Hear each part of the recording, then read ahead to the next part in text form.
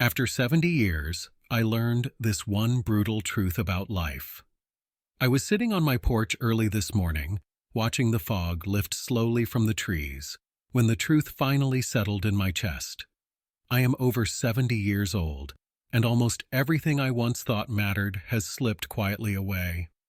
Not all at once, not dramatically, just little by little, year after year, until one day you realize you are standing in a house filled more with memories than people. The chairs are still there, the walls still hold pictures, but the voices that once filled the space now live only in your mind. When you are young, you think loss is something rare, something sharp and unusual, something that only arrives when tragedy strikes without warning. But when you live long enough, loss becomes ordinary. Parents go first, usually before you are ready. Then siblings one by one, until family gatherings shrink and birthdays feel quieter. Then friends who once felt permanent begin to disappear. And eventually, the person you believed would walk beside you until the very end is gone too.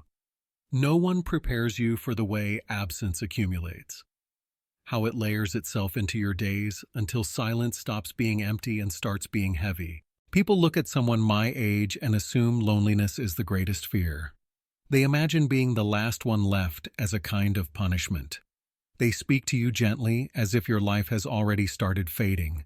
But that is not the brutal truth. The brutal truth is this: everything you believe you own is temporary, and the sooner you understand that, the lighter your life becomes. For decades, I defined myself by what I built. My work gave me identity. My reputation gave me confidence. My home gave me a sense of arrival.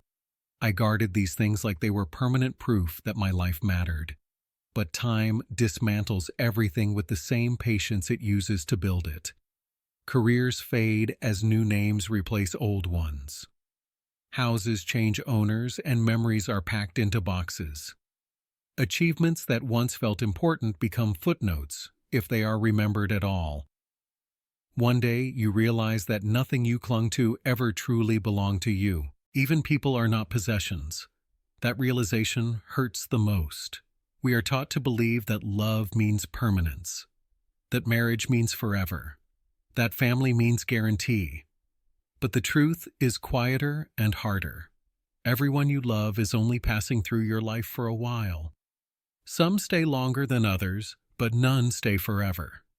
When you stop trying to keep people and start simply experiencing them, grief changes shape. It stops feeling like something was stolen from you and starts feeling like gratitude for having been trusted with their time. What remains is not what you accumulated, but who you were while living among others. The patience you showed when it was easier to be angry. The gentleness you practiced when no one was watching. The moments when you chose love over pride and silence over cruelty. Those things do not disappear when people leave. They settle into you. They become part of the person who remains. If you are younger than me, understand this now. Life is not built from milestones. It is built from ordinary moments that only reveal their value when they are gone. The cup of coffee shared without rushing, the walk taken without purpose, the conversation that did not need to be efficient or productive.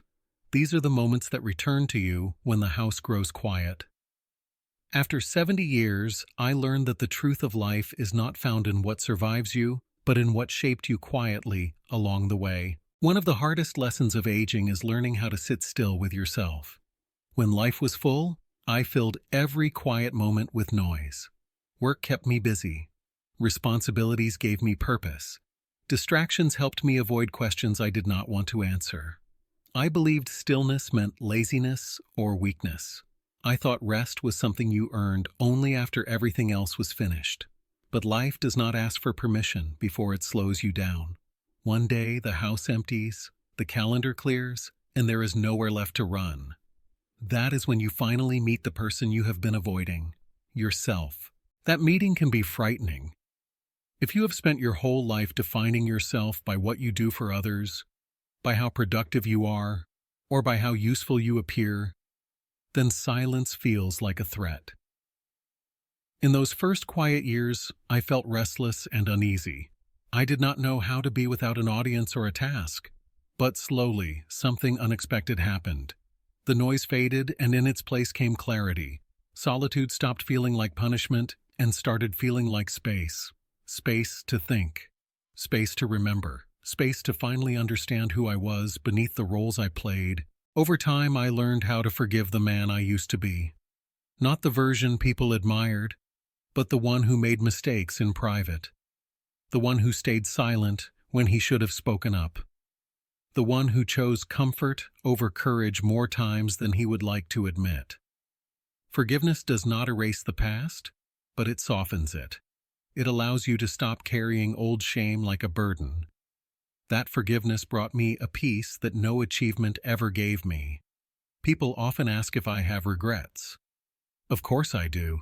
Anyone who says they do not is either lying or has not looked closely enough. But I have learned there is a difference between regret and remorse.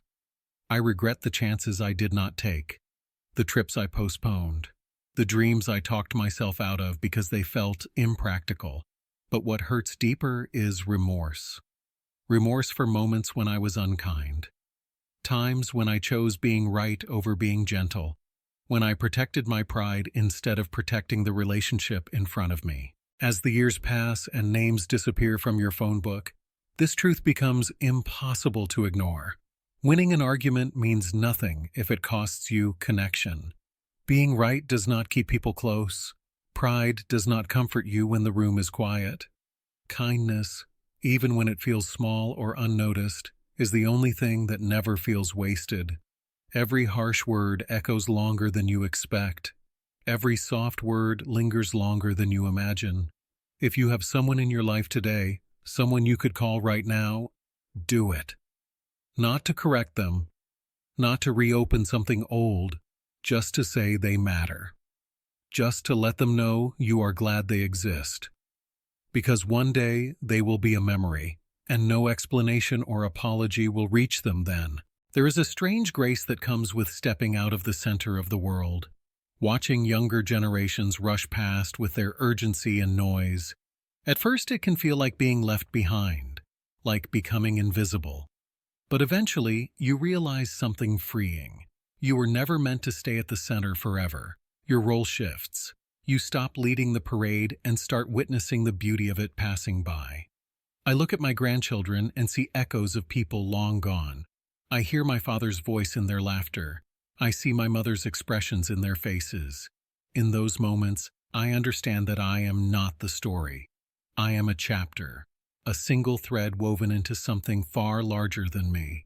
And that realization removes the fear of being forgotten. After 70 years, the brutal truth is this: nothing stays, but nothing is lost if it shaped you. What remains is gratitude. Gratitude for love even when it ended. Gratitude for loss because it meant you cared. Gratitude for time, fragile and brief, that allowed you to be here at all. Do not wait until old age teaches you this truth. Look for what remains now. It is already with you.